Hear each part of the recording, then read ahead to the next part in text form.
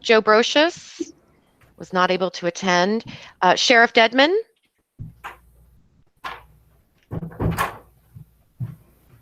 is here. Here. Great. Director Jorgensen.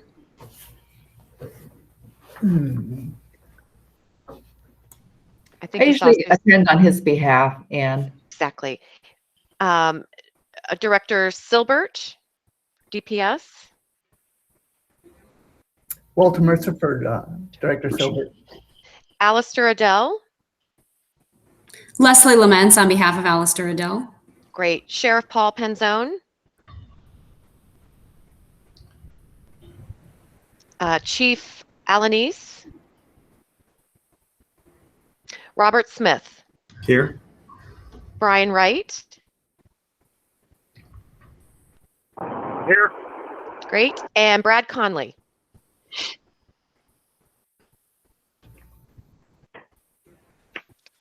I thought we had Brad Conley.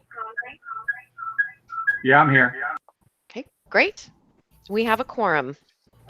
All right, thank you, Anne.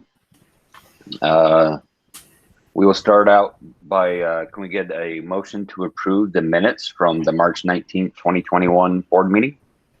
Mr. Chairperson, motion to approve the March minutes. Thank you, Robert. Do we have a second? Second. Joe Dedman. Thank you, Joe. All in favor of approving the minutes from March 19th, 2021, say aye. Aye. Aye. Any opposed? All right, those are approved. Next up, Director McGuffin. Good morning, Mr. Chairman, members of the board. I'd like to start out this morning with a change to the board, and I'd like to welcome Major Walter Mercer from DPS. Walter has taken over the Border Strike Force Bureau within DPS and is replacing Jack Johnson. So welcome, Major Mercer. Thank you for being here today. Thank you.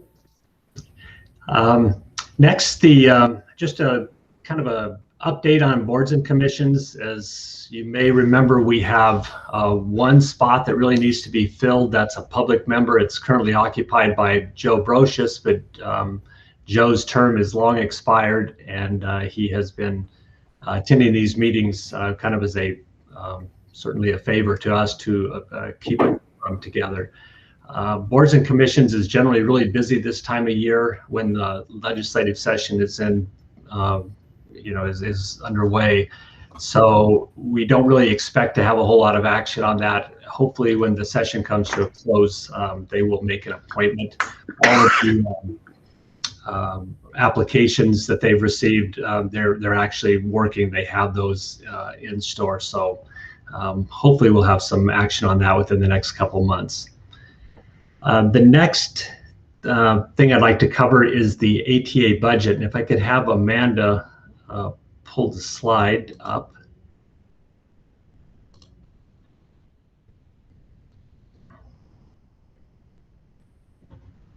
So we delayed the May meeting because we were unsure if the session was going to conclude by May. And we thought for sure that it would be done by this late in June, but as we're probably all aware, the session is still ongoing and the budget has not passed.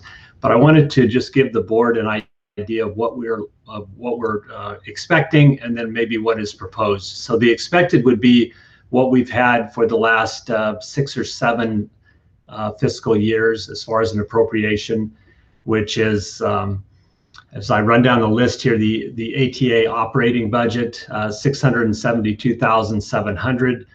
Local grants, that's what we fund vertical prosecution and some smaller law enforcement grants out of for $957,700. Reimbursable programs we're appropriated for $50,000, but there is no money behind that. It is simply a placeholder in the event that the ATA receives any type of donation from outside the agency. We are authorized to spend $50,000, but again, it's not really, there's no money behind it unless we receive a donation. And then the task force line item is at 3.65 million, which gives us a total of 5.33.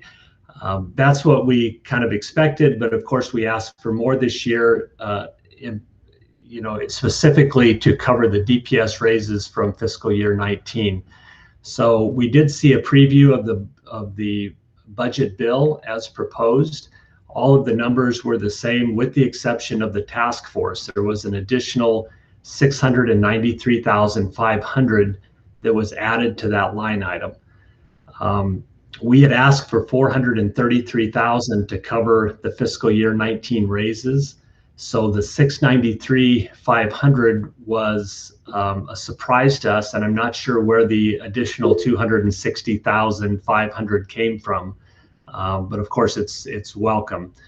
We also made a kind of a last-minute push when we found out that DPS was potentially going to get another raise this fiscal year, or I should say, into fiscal year 22, hoping that we could get in front of that so we weren't in the same boat as we find ourselves today, where DPS gets a raise, we fund the task force, and yet we don't have an appropriation to fund our portion of that. That causes a problem for the task force. So we're optimistic that the budget will pass as proposed. I know there's some contentious areas in other places, but I don't think ours is part of that. So we're hoping that once they get the other issues solved, that possibly our ATA budget will pass as proposed, and that will give the task force a little bit more room, even though we'll still be dealing with a potential raise for DPS once again, which will cause us a little bit of a setback if it's not addressed. So are there any questions that I can answer on the budget? Okay, thank you. Thank you, Amanda.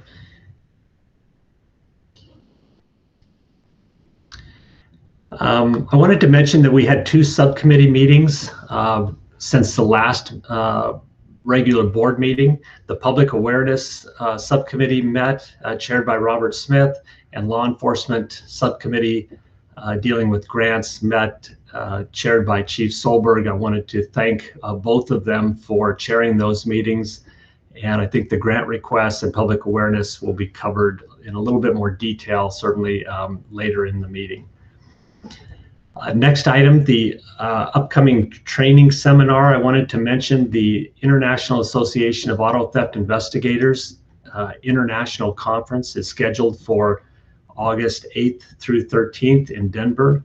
And at this point, both Amanda and I will be attending that event.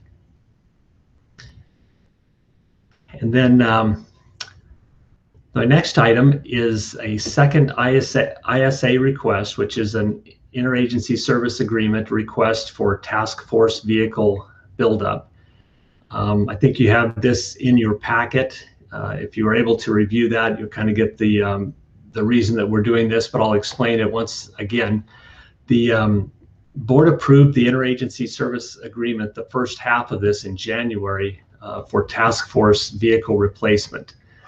So in February, Frank Ceballos transferred $200,000 to DPS for those vehicles. And we anticipated at that time that it was probably going to be a little bit more than half of what we thought we were going to have at the end of this fiscal year. We did that early to allow DPS to purchase vehicles several months earlier than to wait till the end of the fiscal year, currently like right now. So we're back again and asking for to send the second half over. As a reminder, the $200,000 that we sent over was the result of salary savings from ATA staff salaries that are proportionally paid by DIFI. So since all of our salaries were no longer paid just by ATA, that created some vacancy savings that we were able to push to DPS.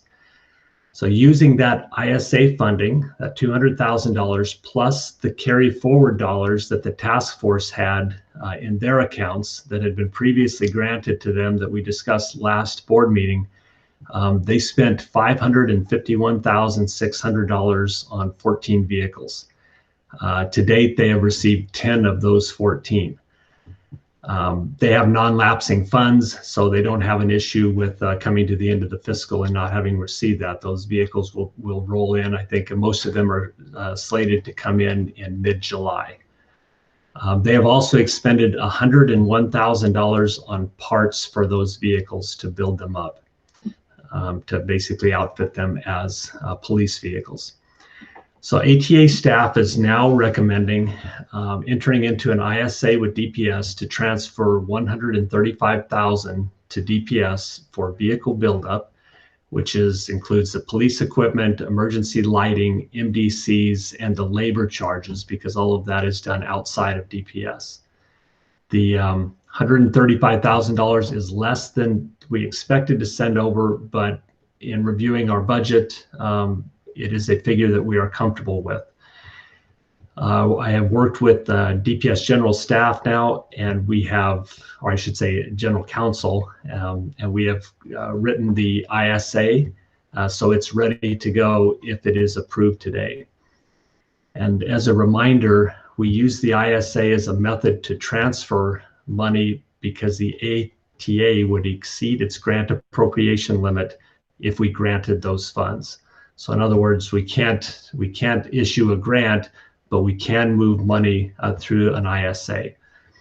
So today I'm requesting approval to enter into an ISA with DPS and transfer $135,000 for the specific purpose of vehicle builds. And I'd be happy to answer any questions that you may have.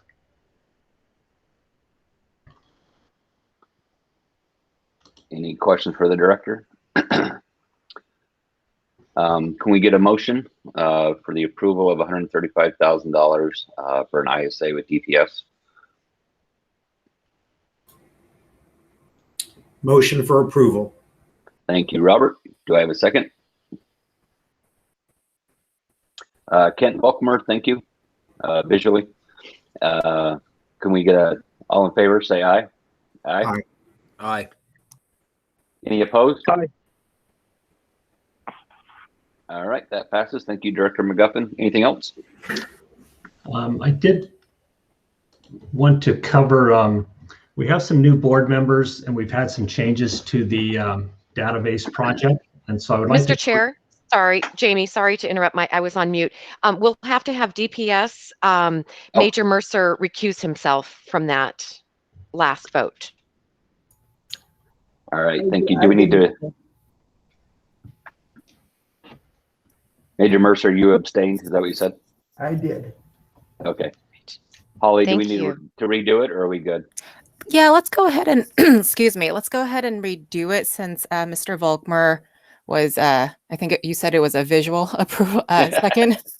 I verbally. Yeah, if you guys don't mind, let's just have a do-over. Okay. All right, Robert, can you do the motion again? Motion to approve. Ken Thank you. Volkmer, I second it. Thank you, Ken. And all with Major Mercer abstaining, can we get all in favor to say aye? Aye. Aye. Any opposed?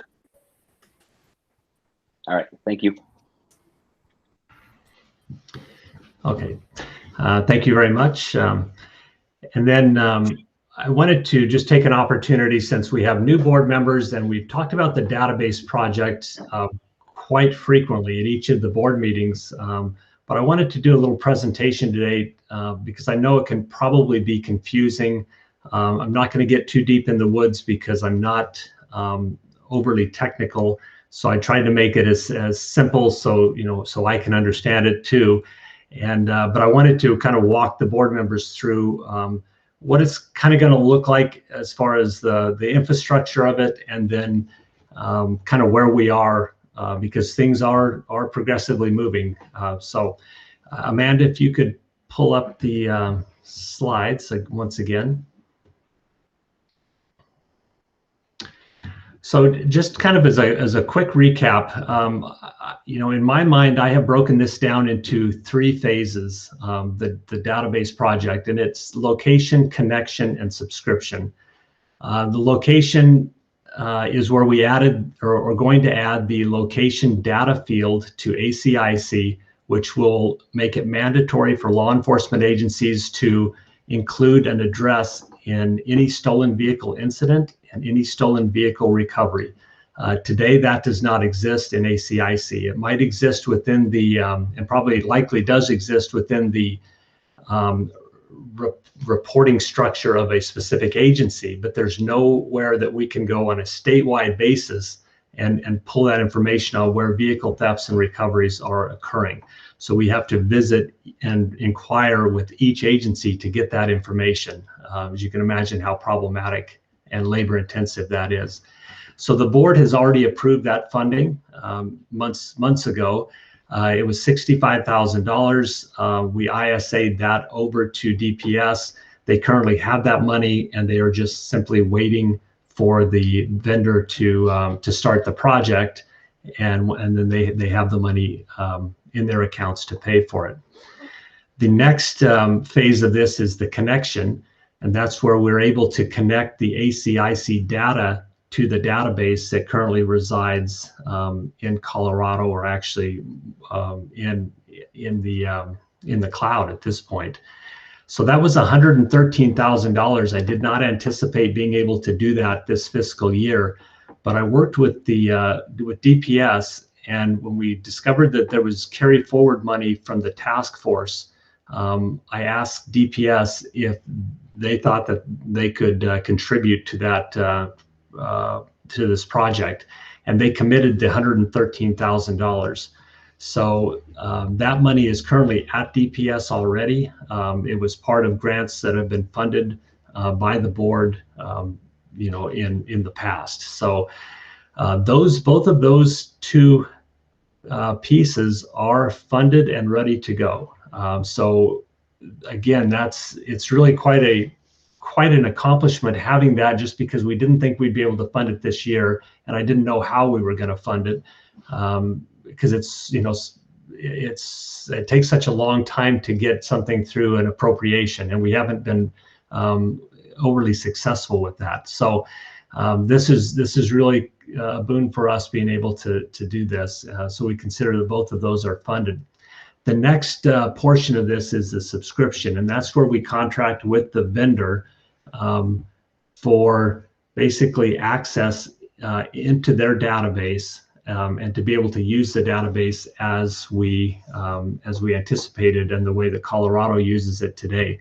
We were able to receive the cost quote from Planet Technologies.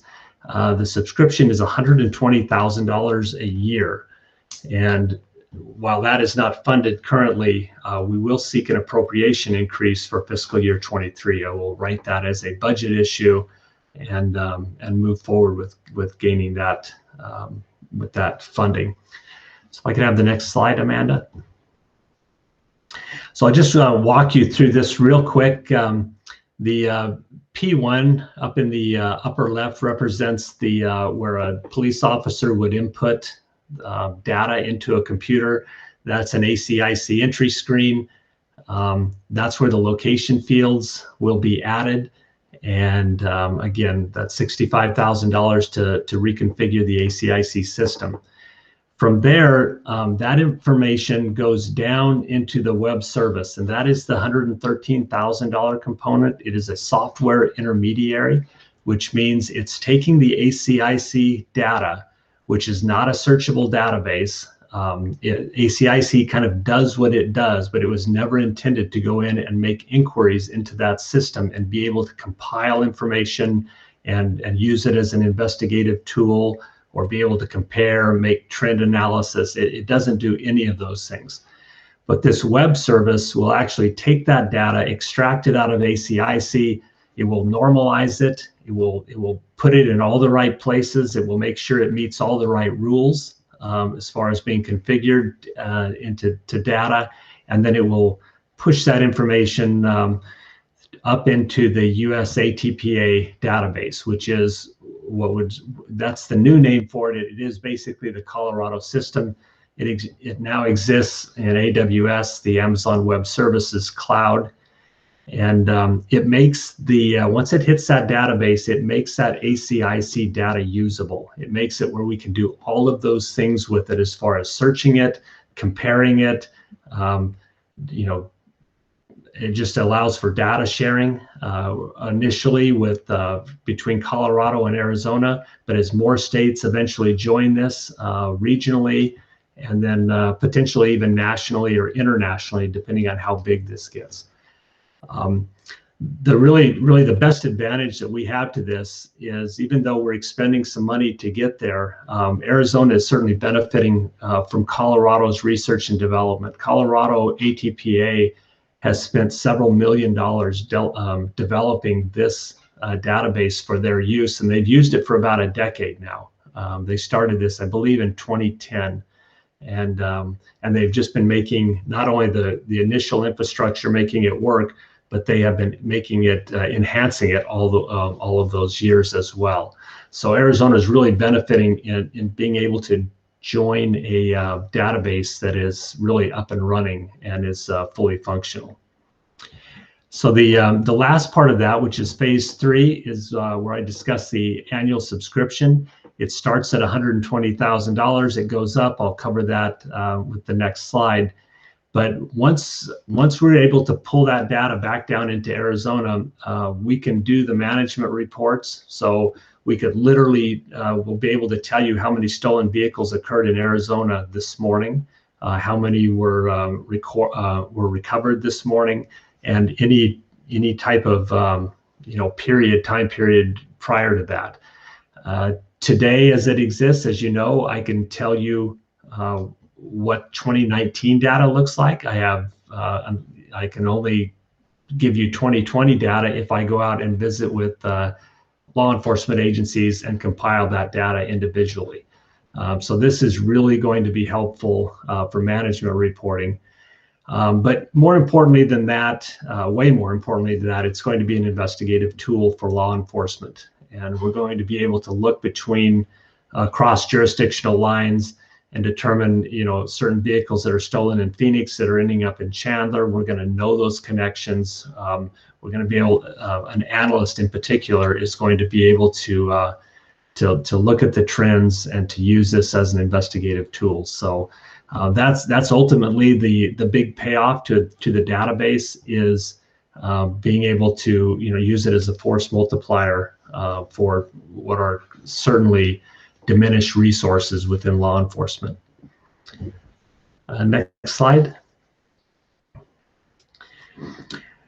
So the subscription costs, they started at $120,000. They gave us a 5-year quote. They end at $135,000. It's about an just slightly over 11% increase over those 5 years.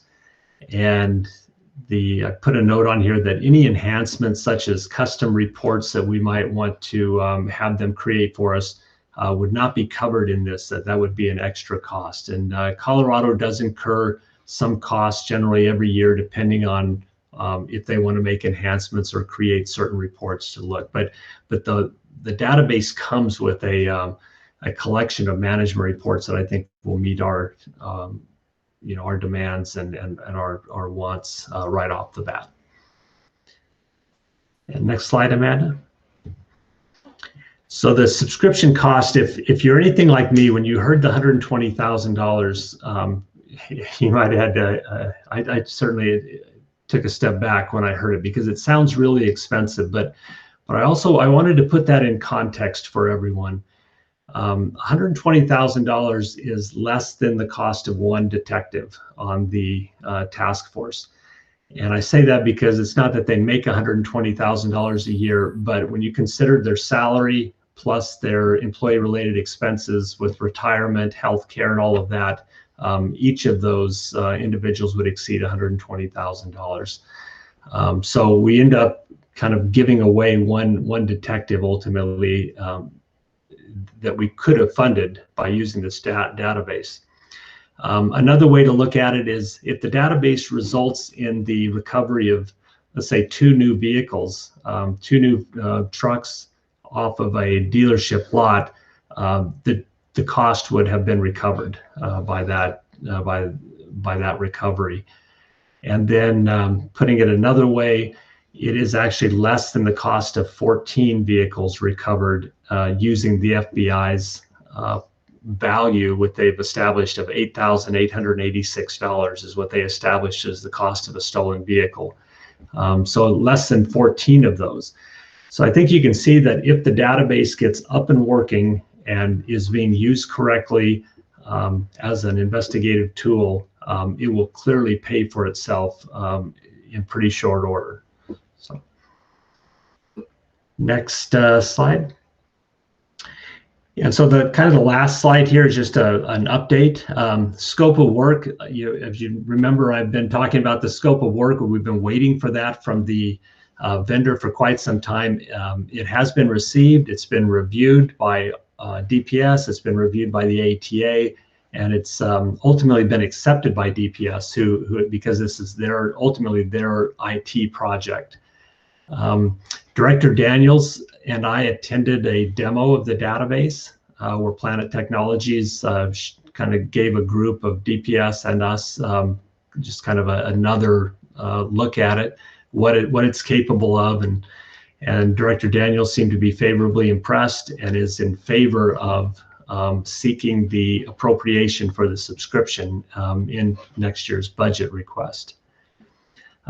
Where we are right now with the project investment justification, which is generally referred to as a PIJ, has been completed by DPS. And what that is they basically have to make a case that their IT project is worthy of the expenditure.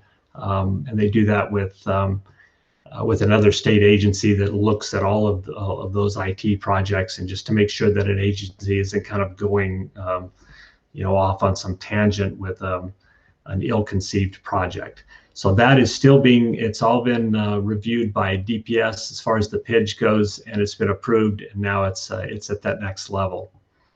Once started, CPI, which is the vendor for the location and and phase 2 of this, the connection part of it, they anticipate 4 months to complete this. And I think I've already mentioned with the subscription funding, we'll seek the increased appropriation, which is clearly the best option. So we have a secure and solid funding source. But in the interim, what I'm going to do is I'm going to work within ATA and the task force and see if we can fund 1 year of this going forward, and do this right away once we get the thing built. I think there's a real need to show some successes, be able to show exactly how the database is working and how it's paying for itself, how that subscription would be money well spent to kind of show proof of concept. So I'm happy to answer any questions on the project at this point. Anybody has any?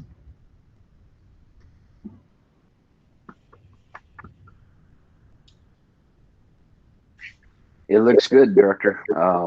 Good progress, and I'm excited to see it happen. So, no further questions for me. Okay, Mr. Chairman, members of the board, that concludes my report, and thank you. All right, bear with me as I cough. I'm up next. Let's see. The law enforcement subcommittee. We met back in June and approved the grant submissions to be brought to the board. Frank, will you be reviewing each of those, or do I need to? Or if you can for me, since I can't really talk. Mr. Chair, Yeah. I think we skipped over Frank's financial report. Oh, okay. Sorry, Frank. So we're on I'm trying to item spend your 4, money. members. Good. Sorry. Good. Go ahead, Frank. No worries. Good morning, Mr. Chairman, members of the board. I'm going to go ahead and present my screen here real quick.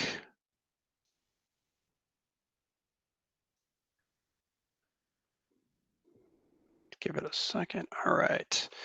Just want to confirm that everyone is able to see a PowerPoint slide at this time. Yes. All right, perfect. Thank you. So the Auto Theft Authority, at the end of May, we had a little over $7.9 million in our fund balance. I want to talk about this year's revenue. The first collection, we brought in $3,423,685, And in the second portion of our collections, 20B, which was from that started in January, but because of some changes we had, took us until the end of March. We brought in $3,483,164 for a grand total of $6,904,610. That is actually a 2.4% increase over Mr. Meyer's projection. It's about $165,000 more than what we did in FY20. So it was a really good assessment period. We also brought in $9 for the theft metal dealer auto recycling. That was the House Bill 2307 that was passed back in 2018. This revenue that we're receiving from it is sporadic. I don't know when it's going to come. I just get information from the Treasurer's office when they deposit into our account. So it's just extra funds that are coming to ATA. The total investment, this is the interest that we are receiving on our money that's in the bank. We received $28,011. That is a little down over prior years, and I think that has to do with maybe the pandemic and everything. So all in all, we brought in $6,932,630. So our appropriation, we have spent $477,921. We have about $194,000 remaining, and I'll show you how we're planning to spend that. Mr. McGuffin already stated that we will be giving $135,000 to DPS to finish the build out. So that is how part of that money is being spent. Grants, we spent $4,580,942. We have $26,758 available, and Mr. Chairman, you'll be talking about that here shortly on how we'll spend the remainder of those funds. And the very last fund that we still have money in is the Sims fund. We have $1,432. So I am going to switch screens. Do you all see a, okay, you should also be able to see this Excel spreadsheet, Google Slides that we have. This is our current FY21 spending plan. And I'm just going to talk about May and June, just so you all see. I know you see a negative number for $35,000. That was, we had 2 insurance companies overpay. They paid through opt-ins, and then they also paid by submitting through electronic payment. So I didn't want us to go into FY22 having to give them money back, so we were able to get that taken care of in this pay period, this cycle. So just wanted to show you all that. Now, this $20,000 for operating expenditures, that's because that's my projection for this month, because ATA and DIFI as a whole are working on a new website, and ATA's portion for the website for the first couple phases was a little over $14,000. So I had to include that into our projection. We have 3 pay periods in the month of June, and then the right down here shows $135,000 going to DPS. So at the very bottom, at the end of the day, we are really going to only be putting back in roughly $9,000 from our appropriation into our fund balance at the end of FY21, which is a pretty low number compared to previous years. Does anybody have any questions or about our current spending plan for FY21?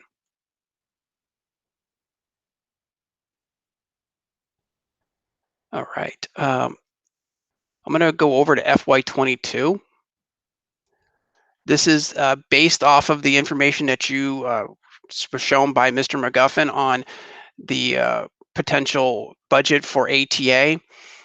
Everything is really pretty much the same, except for the task force. The number down here is a lot larger than it has been in the past, so we're very hopeful for that. I do want to bring your attention to operating and then non-capital. The new website is going to take about 4 months or so to complete, and ATA will have cost each month as we go along. That cost is approximately $5,000 per month. So I figured that into my spending plan for FY22. The non-capital equipment, this has been brought to my attention with the work that Amanda does for ATA with all the graphics for for social media and everything. The computer that she currently has is not sufficient based on the recommendations from our IT department. So we have to go out and get a better computer so she's not having to redo her work multiple times for computer issues. And then if you go straight across, there's another $8,000.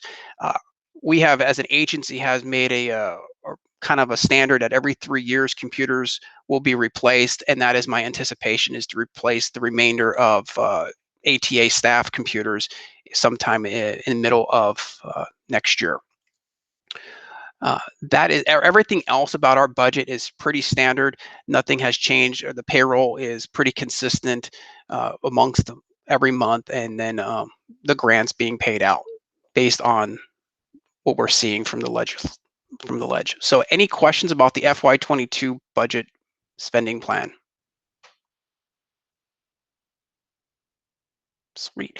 All right. Well, I think, do I need a ruling from the board on this to move forth with the spending plan as is for FY21 and FY22? I saw Ann shaking her head, so Okay. I'm hearing a yes. So if we can get a motion to approve the budget as just explained by Frank Sabalas. Motion. Thank you. That was Sheriff Dedman. Yes, sir. Do I have a second? Second. And was that Robert? I couldn't see. Yes. Thank you, Robert. All in favor of approving the budget as proposed, say aye. Aye. Aye. Any opposed? All right. Thank you, Frank. You're very welcome. Mr. Chair, we'll need, that was for fiscal 21, I assume. So we'll need one for fiscal year 22, correct? Oh, I thought that was for 22. Did I say 21? Or do we need to do both? We have them listed as both action items. Would that be Okay. correct, Holly? Yes, if we can do the two separately, since they are two separate legal action items. Thanks. Okay. So now we'll do the Thank you fiscal for year 22. Thank you. Can we get a motion for fiscal year 22 spending plan as proposed? Motion. Thank you, Robert. Do we have a second?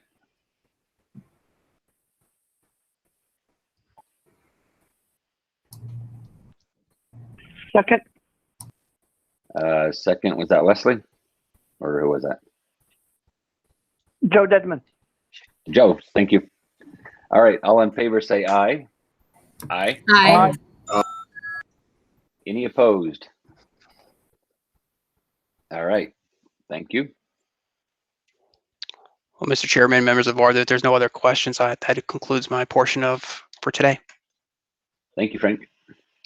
Ann, I skipped you also. So public awareness grant.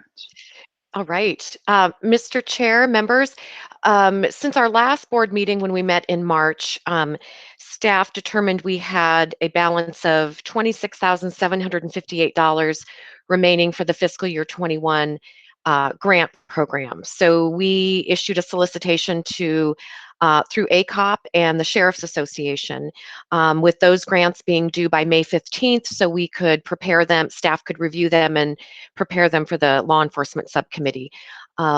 So we received 3 grant requests, and I'll cover those in the next bullet item for Chief Solberg. And then the fiscal year 22 grants, which are the task force and the vertical prosecution grants, also were reviewed and with staff and subcommittee recommendations, and I'll cover those in the next item. The next bullet point is the Auto Theft Authority and the DIFI public awareness, social media campaigns. Since April, the Public Information Office, our division, has determined by month how many different campaigns or what different campaigns we want to put some information out for both divisions. We started in April with wildfires and classic cars, and I believe Amanda has set up a presentation to kind of show some of the different campaigns and graphics that we have assembled during that time. So I'll let Amanda pull that up.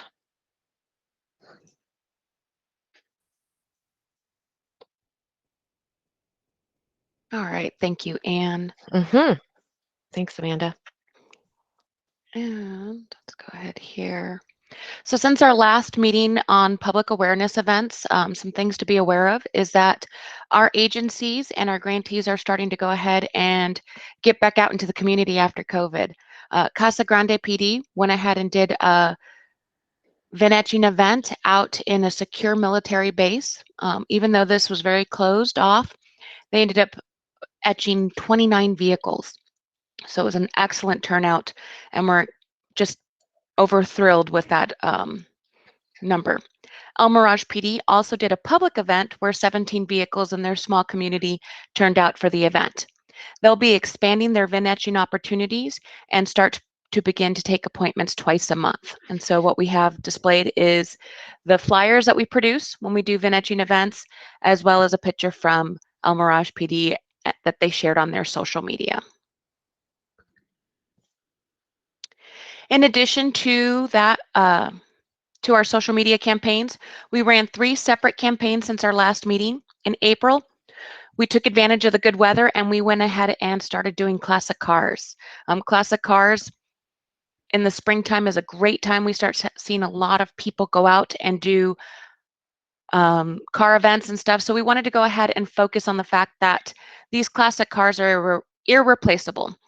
Our folks are out there and we wanted to go ahead and take advantage and grab that audience member and drop, make them aware of taking extra layers of protection on their vehicle protection. One of our big taglines, which was produced by our director, which was, when the top goes down, the price goes up. It is a common saying within that car club community. We really, again, wanted to focus on the fact that they want to take those extra steps to prevent their vehicles. In May, we focused on our truck events. We went ahead and trucks are 4 out of the 10 most stolen vehicles here in Arizona, and we really pushed that truck owners need to take that extra step on there. Currently, we're doing, for June, a no puffer campaign. So puffers is a term that comes out from the East Coast and generally cold weather clients, but they definitely apply to here in Arizona. These are any cars that are left running. And we wanted to go ahead and really focus here in Arizona. Our cars are left running when it's hot, when we want to cool off our cars. In fact, just last night, and we shared this story this morning, there was a vehicle that was stolen where a mom had left her children in the car as well, unfortunately. The car was recovered, the children were recovered safely, and the thief was arrested. But again, we wanted to go ahead and hone in on the fact that these cars are running and it's not a good time to go ahead and leave it. They make a very good target for thieves.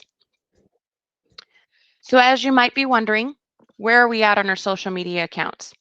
One of the biggest metrics for our social media is our followers. Our followers are folks that are going to watch what we're saying, looking what we're doing, and we've had a tremendous growth in our followers this year. Facebook went up 12%. Our Twitter went down just slightly, and I can explain that in just a minute. And our LinkedIn followers, which was a brand new account for fiscal year 21, is up 69%. Instagram right now is up as well with 39%. So as I mentioned before, we are down a little bit in our Twitter accounts, but there was a big influx there. Back in 2020, if you're familiar with, Live PD has closed their doors, and there was quite a bit of followers that followed us with our 9 p.m. routine, which started out of Live PD. And so that can explain a little bit on there. The other thing to note is that when we're talking that we're down 2%, we're literally just down 5 followers, which we're going to be working to get those back up. For July, our public awareness group is part of the public awareness subcommittee for the Auto Theft Authority Preventions, or ATPA groups, with AATA. We've developed a campaign for July, which is National Auto Theft Prevention Month. From this particular campaign, we are sending it out internationally, and Arizona had a huge role in playing for this. In this process, we've submitted an application and received our proclamation for National Prevention Auto Theft Month. We're running a campaign, No Regrets, Lock It or Lose It. We're taking that Lock It or Lose It campaign and just reminding our folks that there are no regrets when we lock our doors. We've done everything, at least starting to do everything that we can to go ahead and prevent our cars. We'll be running various ads throughout the month. And as I mentioned before, this is an international campaign that we are partnering with the IATA, which is the International Auto Theft Association or Investigators Group. So we'll be labeling it with our logo as well as IATA's to show a partnership and strengthen that message. Right now, other ATPA groups that will be running this will be Colorado, the Pennsylvania Heat, Michigan, and a lot of other groups around the US as well as international. The presidents for IATA, which are in Australia as well as South Africa, will also be running this message. That is currently all I have at this moment. Are there any questions? Great. Thanks, Amanda. As a follow-up, I next week can work with Amanda. We could push this information out to ACOP and the Sheriff's Association for some local partnerships. So great job, Amanda. Amanda did a lot of work on that. She chairs the APPA, the Auto Theft Prevention Authority Group's public awareness committee. So she did a lot of work on the graphics and the content for that. So we really appreciate that. And unless there are any questions, that concludes my report for the public awareness and grant programs. All right. Thank you, Amanda. Thank you, Ann. Now we get to the Law Enforcement Subcommittee report. And as mentioned, Ann will be providing a preview for us to vote on the grants that were approved by the subcommittee. Great. Thank you. Mr. Chair, members, as I mentioned earlier, we had a small amount of grant funding available for fiscal year 21 that we wanted to put out to for projects and bids, and we received 3 grants totaling $25,980, which leaves just a balance of $778 unspent that will roll over to the fund balance. So we were pleased with the grant requests that came in. So as we mentioned, the Law Enforcement Subcommittee met last week, June. I'm just coming back from vacation, so I can't remember the dates. So the Law Enforcement Subcommittee met and reviewed and made recommendations. So the first grants that we'll do are fiscal year 21. We had the Glendale Police Department grant number 1904 in the amount of $8,064. That's for a combined law enforcement project with a public awareness component. So staff recommendation, I'm sorry, Law Enforcement Subcommittee recommendation is the $10,980. Yeah, and on that, and as you mentioned, I think they submitted for 8,064, but we had a little bit left over, so we added some to their grant request for a total of 10,980. Yes, exactly. It allows them to buy 2 more GPS trackers and some additional public awareness materials. Okay. And I assume we'll do these individually with motions. Yeah, I think we need to. Yeah. So if we can get a motion for the Glendale grant. Motion to approve grant number 1904. Thank you, Robert. Do I have a second? Second, Leslie Lumens. Thank you, Leslie. All in favor, vote aye. Aye. Aye. Any opposed? All right, thank you.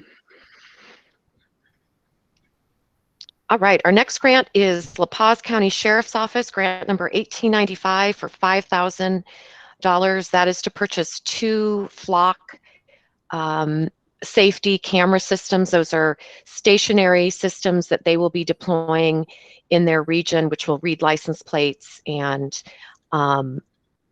assist them with apprehending stolen vehicles going through their jurisdiction. And the subcommittee recommendation was to approve the $5,000 request. Can we get a motion for the La Paz grant? Motion to approve grant 1895. Thank you, Robert. Do we have a second? Second to approve the La Paz grant, Leslie. Thank you, Leslie. All in favor, please vote aye. Aye. Aye. Any opposed? All right, that passes. Cottonwood grant. Great. Cottonwood Police Department grant number 1894 for $10,000. This is a project that Cottonwood Police Department came to us with. They were looking for a 2-year project to implement the same flock safety camera systems, the stationary systems deployed in strategic areas throughout their town. So we are looking at 4 cameras for the Cottonwood Police Department. Subcommittee recommendation was for the full 10,000. Can we get a motion for the Cottonwood grant? Motion to approve grant 1894. Thank you, Robert. Do we have a second? Second to approve the Cottonwood grant, Leslie. Thank you. All in favor, vote aye. Aye. Aye. Aye. Any opposed? All right, thank you. Next up is the fiscal year 22 grants. All right, Mr. Chair, members, we have the fiscal year 22 Vehicle Theft Task Force grant, grant number 1908. Their original request was $4,872,500. Staff recommendation, subcommittee recommendation was the $3,650, and that's based on the budget line item breakdown that we'll receive as an appropriation. So that is the recommendation from the subcommittee. And we'll have to have Major Mercer recuse himself for this one as well. Thank you. Can we get a motion? Motion to approve grant number 1908. Thank you, Robert. Do we have a second? Second. Thank you, Leslie. All in favor of grant 1908, say aye. Aye. Aye. Aye. Any opposed? All right, that passes. All right. Next, we have our fiscal year 22 vertical prosecution grant requests. We have 6 counties participating. We had a total request from all 6 counties for $1,109,805. We have $930,942 available per the appropriation grant line item for other grants. So we've kept all of our 6 counties at the same level as we have for fiscal year 22 and for several years prior to that. So our first grant is La Paz County Attorney's Office grant number 1891 in the amount of $137.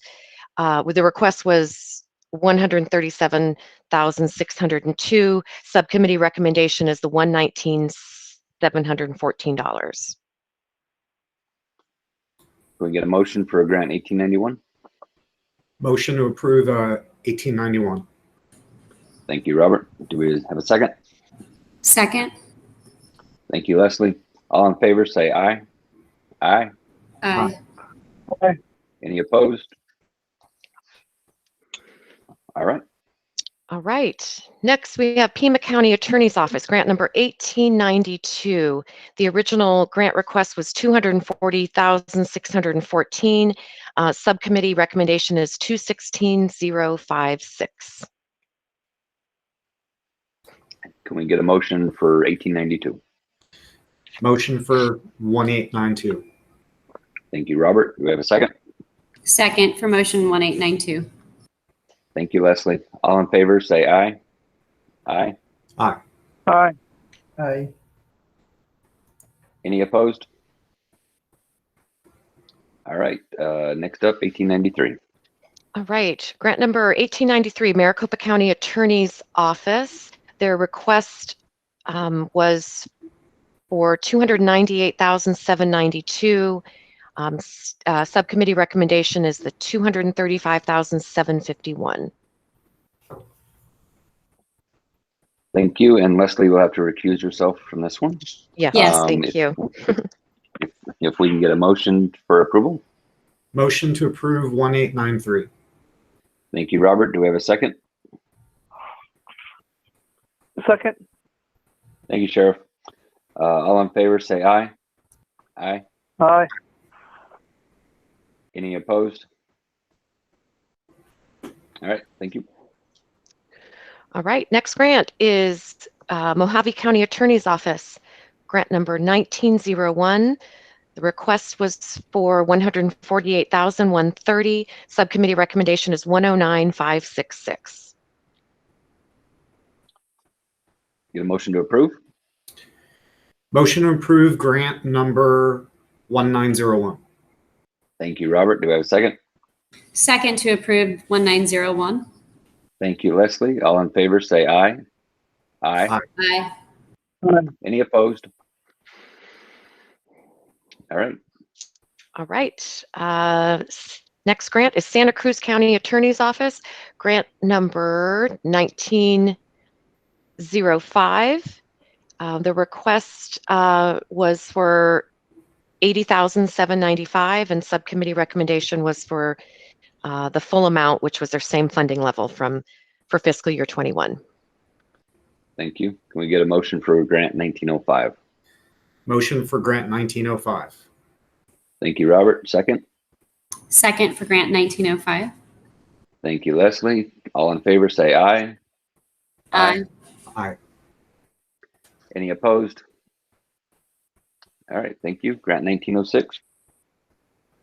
Grant 1906, Pinal County Attorney's Office, grant request was $203,872. Subcommittee recommendation was $169,060.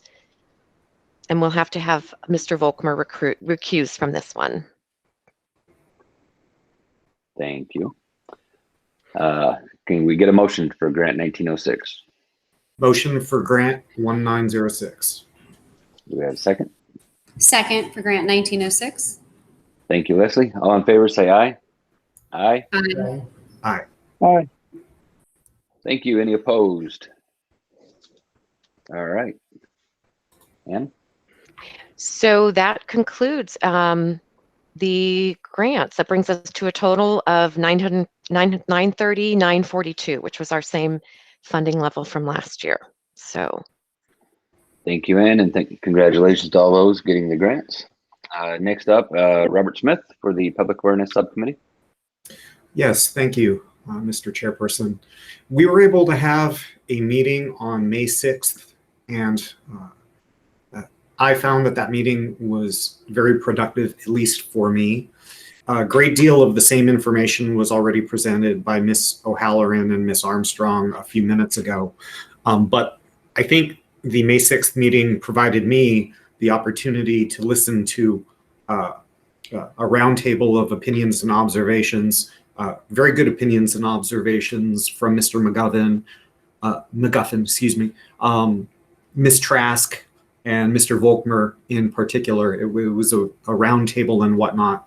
The social media, as touched on minutes ago, seems to be growing quite a bit. I've noticed my own activity on LinkedIn by, furthering links that I see from the AATA. The agencies, when an etching event occurs, wherever it is, as rolled out by whatever agency happens to be doing it, they seem to be very popular. It seems to be eye-catching, and that's a positive thing. Again, we touched on the activity over the last few months. Now, we had very interesting observations and assertions on the Watch Your Car program, and as I come away from that, and please correct me, Mr. Volkmer, Ms. Trask, Mr. McGuffin, it appears that there is interest from the community in the Watch Your Car program, and our position should at least currently be to service the public that is showing the interest. But that interest isn't necessarily uniform, as we personally gave anecdotes of not wanting to be pulled over on the way to Sky Harbor at 2 a.m. erroneously. I'll take this moment to pause and ask for any other observations. The meeting was, what, about 2 hours long, I believe? And we had a lot of, again, observational discussions. Any comments on the Watch Your Car program from anyone? Otherwise, I'll tie the knot. Social media seems to be a big ticket item, as well as public events such as the etching events when agencies decide to put on an event. We talk classic car shows, and the come away is, so long as we have the capacity to either support agencies' interest or human resource capacity to do something ourselves, ourselves meaning the Arizona Auto Theft Authority, it appears we should just focus on social media and supporting the public that is interested in the Watch Your Car, as well as whatever agencies are willing to throw public events such as VIN etchings and glass etchings. And that's my report. All right, thank you, Robert. Any other questions for Robert on that topic? Maybe if I could Robert, make good. A couple comments. Yeah, my takeaway from that meeting was, as we described all of our public awareness efforts, it seemed that the subcommittee was supportive of everything that that is being done internally. The Watch Your Car program did receive probably more attention and discussion than any of the others. We were asked to provide some cost estimates for decals and mailing, and so I have that information today. Amanda and Frank, I think, worked to get this. If we were to replace, or at the current enrollment rate that we anticipate, which was $300 a month, based on our relationship with AATA, that's very favorable for enrollment. We're not sure if it's sustainable at $300 a month, but that's kind of what we figured. If we provided 2 decals, that cost is roughly $9,200 a year. So it can get a little bit pricey. That does not include mailing, because we still have not, we thought that the ADOA was going to provide a mailing service for us at a cost, of course, where they would stuff the envelopes and actually mail out once we gave them the list of where it needed to go. ADOA has not, I guess, fully implemented that mailing service yet, so we're still waiting. So the only thing that we know is the rough cost of decals. There's also a possibility that that we could do away with the front windshield decal. It really may not even be necessary, so we could cut that $9,200 down in half, which would put us about $4,600 and change. So I just say that there's we still haven't really made any conclusions yet, but I walked away from that meeting with the understanding that the subcommittee was supportive of Watch Your Car and wanted us to continue with that effort. So thank you. Thank you, Director. A question reference the ADOA. So if we have a new Watch Your Car enrollee, are they getting their stickers, or are they waiting for us to figure out how to mail them out? Well, we have paused the program through MVD. They have the ability to take it off of the new MVD now, I think is website or whatever. So we don't really advertise it. They can't really find it that way. So it still exists. It's still in effect. It's just not as easy for somebody to get to, and it doesn't provide for that kind of instant, hey, I see this, I'm going to explore it, and now I want to sign up, because it's out of sight now. So we can reinitiate that with MVD at any point. It's been paused for several months now. We still mail out decals when people call in and want them, things like that. But we're not actively seeking new enrollees, just until we kind of got a sense from the subcommittee and then the ADOA mailing, and because it's very labor intensive right now for stuffing envelopes and sending that out. We really do need to farm that outside our organization. There's a cost to that, of course, but it's still better for us to use a vendor for that. Thank you. So who will be further looking into the ADOA and how to proceed with that now that we've decided to continue the program? I think Amanda and Frank have certainly been spearheading.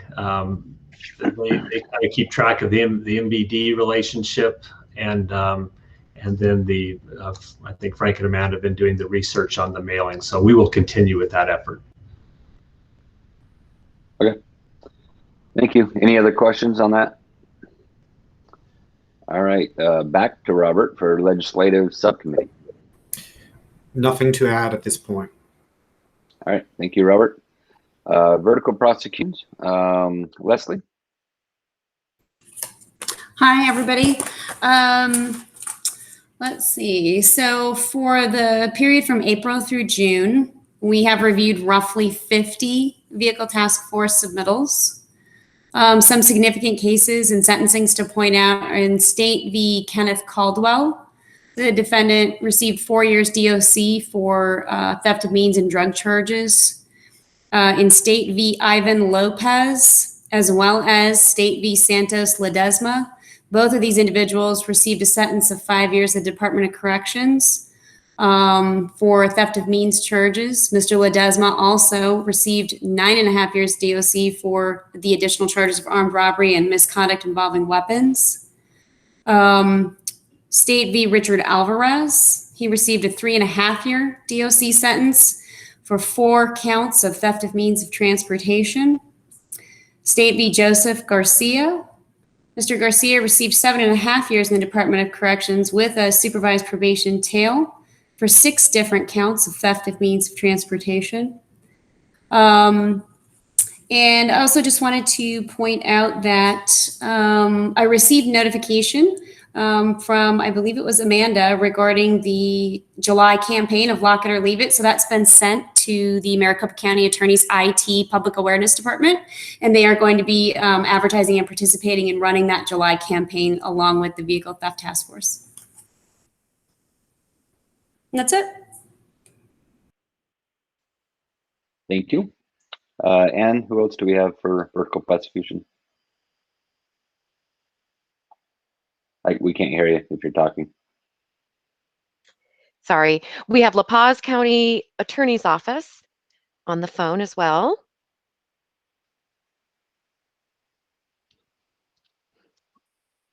Yvette, are you still there? Hi, Ann. Yeah, I have nothing to report this morning. Sorry. Okay, thank you. We also have Nick Hartman from Pinal County Attorney's Office. Good morning, Chairman, Board. First, I would like to say I appreciate, as always, every year approving the grant funding for Pinal County Attorney's Office. Shifting to the cases, one case that I would like to point out in particular, it was State versus Christopher Sabori. Christopher Sabori, multiple agencies came to me talking about this guy, especially in April at the AATA meeting. A couple detectives talked to me about him. I placed him on probation for his first felony offense in 2020, popped up on the radar again. There was a couple of cases that couldn't quite get the stick, and then finally we got a case that was able to charge, and he was recently sentenced to 3.5 years in the Department of Corrections with a 3-year supervised probation tail, and that is his second felony offense. But just due to the multiple agencies reaching out, we knew this guy was involved in many crimes and got one to stick. Another one, a 2015 case of William Towle.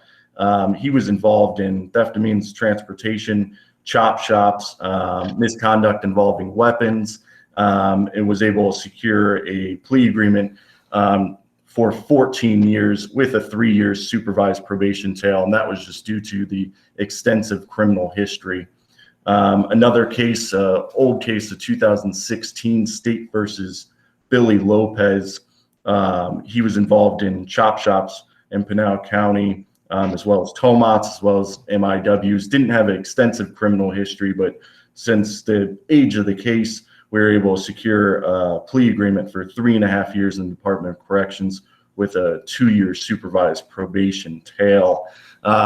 Also, other news, it's always sad to see detectives rotate off, but I thought Detective Abernathy, him and I worked really well together for a long time. I even worked with him in Maricopa County, and he's recently rotating off of the Vehicle Task Force. However, he'll just be right down the road at the Pinal County Sheriff's Office, so I'm sure he'll won't be able to shake the auto theft investigations off of him, and I'm sure I'll get separate submittals from him than the Vehicle Task Force. But that's all that I have to report. Thank you very much. And I believe, based on vacation schedules, that's all we have calling in today. All right, thank you very much. Next, Captain Edmeyer with the Vehicle Theft Task Force. Mr. Chairman, members of the board, good morning. Before I start, once again, I'd like to thank Mr. Hartman in regards to all his work. I know Christopher Sabori has been a thorn in Pinal County's, and there was numerous cases. And I'm not sure if that case that he just mentioned was a task force case or not. But I know we were involved in a pursuit with him out of Maricopa through Gila River. And he was one of several that were in a unorganized group of people that were stealing vehicles in the Pinal County area. And I'm glad that he's actually going to be seeing some jail time. I have three basic topic areas to cover: is personnel issues, our activity, and some significant events. We're going to have about 6 different personnel changes coming up. Actually, we're going to have 6 different personnel changes. We just added Detective Tommy Law, who transferred from the State Gang Task Force. He served with the State Gang Task Force for the last 5 years and has 7 years of experience with Department of Public Safety. Prior to the Department of Public Safety, he served with the Marana Police Department. Some of his skill sets that he does bring to the task force is he speaks Vietnamese not as well as he would like to, but that's also a skill set, having a foreign language.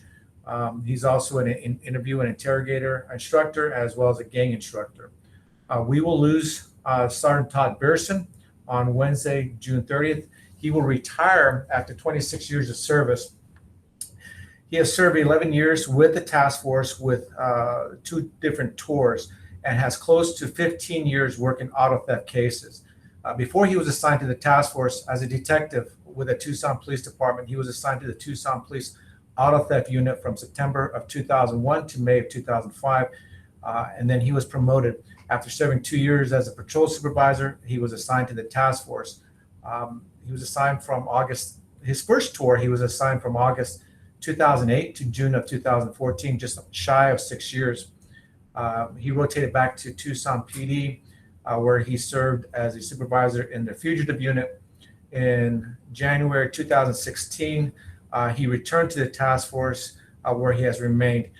Technically, he's actually has 3 tours, because in June 19th of last year to December 20th, he was rotated back to Tucson PD to fill critical supervisor's position.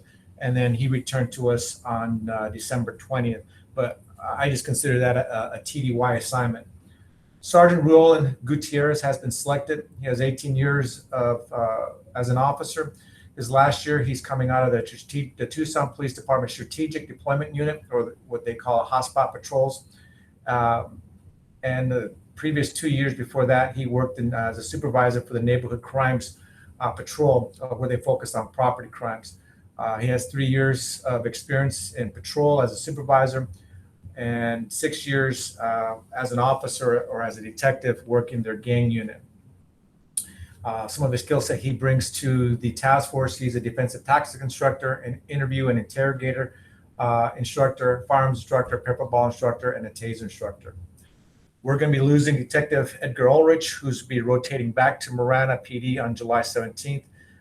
Detective Randy Korth from Marana PD has been selected to replace Detective Ulrich, and Detective Ulrich has been with the task force since January of 2018. As Mr. Hartman has pointed out, Detective Scott Abernathy from Pinal County Sheriff's Department will rotate back to the Sheriff's Office in mid-July. Deputy John Millarno will transfer effective on the 27th of June. And once he just does a right seat, left seat approach with Detective Abernathy, Detective Abernathy will rotate back to the Sheriff's Department. Detective Abernathy has been with the task force since August 13th of 2016. Detective Lan Lee from AATA OIG, who's been with the task force since April 7th of 2012, is going to be rotating back to OIG on AATA. They have selected 3 finalists as a replacement. We will work with them to determine the final candidate. And once that candidate is selected, Detective Lee will rotate back to AATA. And then finally, Agent Jason Henderson from NICB. He's been with us. He was with us as a detective with the task force. He came to us retired and came back to us as an agent with NICB March of last year. He's going to be he has accepted a position with AATA in their Office of Inspector General. Going on to the task force kind of stats, since 2019, our activity has gone up. We have recovered 372 stolen vehicles, which is up from 310 when I reported on August 19th. And calendar year to date, we have recovered 773 stolen vehicles. We're averaging about 140 stolen vehicles per month, and we estimate about 1,600 by the end of the calendar year. The value of these assets recovered is $6.1 million, which is up from $4.1 million from the last time I reported. And year to date, we have recovered more than $12.2 million in assets, and we're estimating about $23 million by year's end. A task force has apprehended and taken into custody over 88 suspects, which is also up from the 72, and year to date is 190. We're averaging about 34 per month, and we estimate about 410 by end of year. We've issued or served 6 search warrants. We recovered 9 weapons, 4,400 in currency seized. And year to date, we have taken off the streets 5.2 pounds of marijuana, 2.2 pounds of meth, and also recovered over 25,000 in U.S. currency. Some of the significant events that we had, talk about a feel-good story. There was a family that moved from Georgia to Arizona, rented a U-Haul to transport their belongings behind their truck. They were staying at a hotel at I-17 and Greenway, and in the morning hours, early morning hours of April 7th, their U-Haul and truck were stolen. Detective John Bagley saw the U-Haul around 8 o'clock on April 7th near 32nd Avenue in Thunderbird. The trailer was an unusual location, and it piqued Detective Bagley's interest. He ran the plate, but the vehicle was not listed as stolen at that time. Detective Bagley was unsettled because it was parked in an unusual location. He took a photo of the trailer, and later on that afternoon, the victim called Ms. Temperato to find out what she could do to prevent auto theft. She mentioned that her truck and trailer were stolen, and she had already made a report to the Phoenix Police Department. She mentioned that she had additional information and photos of her truck and U-Haul trailer. And somehow or another, she wasn't able to connect with Phoenix PD. Ms. Temperato told the victim that she would forward the photos and her information to Phoenix PD, and also told the victim that she would also pass her information and photos on to our detectives. Later that night, Detective Bagley saw the story run on various social media platforms and recognized that could be the same trailer. So he asked Agent Henderson, since Agent Henderson at that time checked on a little bit sooner, to keep an eye on the U-Haul trailer till he could recover it. He towed the vehicle to the hotel where he released the trailer to the victim. The trailer was still locked and all the property was still in the trailer. We have not been able to recover the stolen truck, and it's still outstanding. But on a side note, a GoFundMe account was established for them. And as of last week, they had raised over $23,000 to assist to assist them in their move and purchase of a new truck. May 10th, Phoenix detectives located a 2000 a stolen 2000 Dodge pickup truck near a hotel near I-17 and Bell Road. We surveilled it that morning. We ended up taking two suspects into custody when they returned to the motel. Two suspects were juveniles that were listed as missing. The female passenger, who was listed as a runaway, was taken back to her group home in Phoenix, and the male suspect driver was released to DCS custody. He was also listed as a runaway, and he stole the truck from a facility out in Queen Creek. He said that the facility, the group home staff member was dealing with a fight between two other juveniles on their property. It bent over. The keys were exposed. He took the keys from the employee and took off with a group home truck. And then on May 10th, Phoenix detectives assisted the Goodyear Police Department with an occupied Chevy Tahoe that was displaying a stolen license plate. What was unusual about it was that this vehicle was parked directly in front of a jewelry store. They started surveillance, and based upon a suspicious behavior, they formulated a plan with the Goodyear Police Department to take the suspect into custody. They could see that the suspect had a weapon with him. The vehicle was parked outside the jewelry store before it was opening, and the indications show that he was actually all indications led to believe that he was going to rob the jewelry store once it opened up. We ended up recovering 2 rifles and some drugs off the suspect. The vehicle was not listed as stolen, but the plate was listed as stolen, and the Goodyear Police Department took actually disposition of that incident. And then June 7th, talk about a case where it seems all too often that people are leaving their vehicles unsecured and keys in their car. The morning hours of June 7th, the victim, who had just bought her car on May 5th, went to go work out at a gym in Scottsdale. She left her vehicle unlocked, left the keys in the vehicle, and left her cell phone.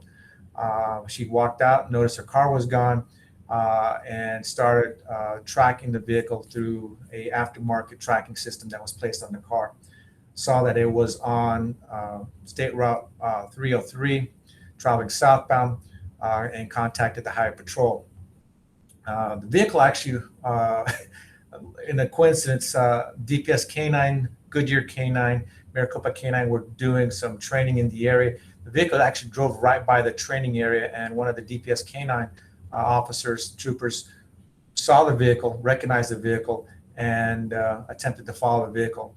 The DPS trooper, K9 trooper, deployed a start chase on the vehicle, which is basically a small, it's about the size of a Coke can or a soda can, which is shot from the vehicle, sticks onto the vehicle, and deploys and starts a GPS tracker on there.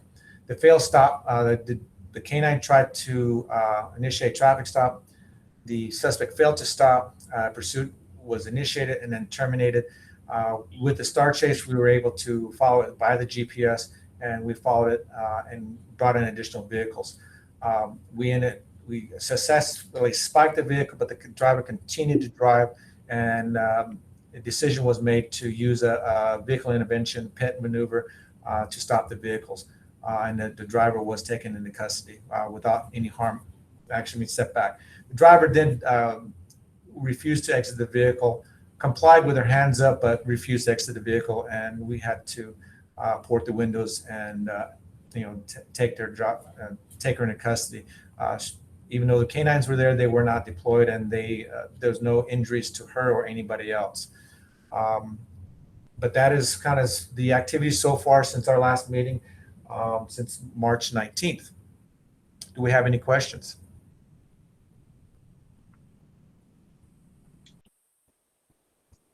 All right. Thank you, Captain Etner. Great work by you and your crew. They do an awesome job. Yeah, and you'll get some new blood in there. A lot of changes. A lot of changes. It's definitely going to be a little interesting. We do have a lot of the skill sets that have been brought in. Sergeant Fallon, who's replaced Sergeant Bob Bowers. He brings a wealth of experience on the tactical side, being in SWAT as well as working fugitive. And him and John Murray have been working seamlessly together since they've worked together in SWAT as well. And I'm looking forward to having Sergeant Roland Gutierrez come over with his experience from the Tucson Police Department. Very good. All right, thank you. That brings us to call to the public. Is there any members of the public that have any comments or concerns? All right, hearing none. Ann, report on current events or matters? Or is anyone? Does anybody have anything for future meetings? All right, our next meeting is scheduled for Friday, September 17th at 10 a.m. And that will be it. Everyone have a good holiday. Stay cool. Stay indoors when you can. And, Mr. Chair, can we do summer. a motion to adjourn, please? Oh, I guess. See, I'm slowly learning these rules. So if we can get a motion to adjourn so we can all go about our business. Motion to adjourn. Thank you, Robert. Second? Second. Thank you, Leslie.